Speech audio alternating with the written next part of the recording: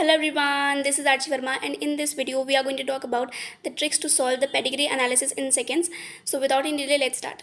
First of all हमें पता करना होता है कि डिसीजेज जो हैं या तो वो एक्स लिंक डिसीज़ होगा या फिर ऑटोसोमल डिसीज़ होगा, यानी कि ऑटोसोम्स से रिलेटेड डिसऑर्डर होगा या फिर जो एक्स क्रोमोसोम है उससे रिलेटेड डिसऑर्डर होगा।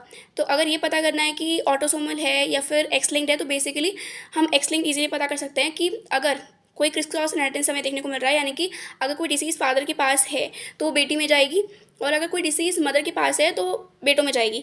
तो अगर इस तरीके से क्रिस क्रॉस इनहेरिटेंस देखने को मिल रहा है, यानी कि पापा से डॉटर में जा रही है और मदर से सन में जा रही है, तो ये जो है वो एक्स लिंक डिसऑर्डर हो सकता है।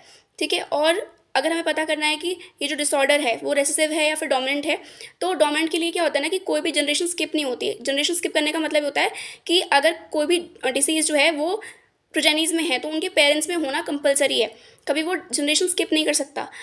तो अगर ऐसा कोई चीज़ दिखने का है कि प्रोजेनी में कोई डिसीज़ है और पेरेंट्स में भी डिसीज़ है तो वो डोमिनेंट डिसीज़ ही होगा 100%।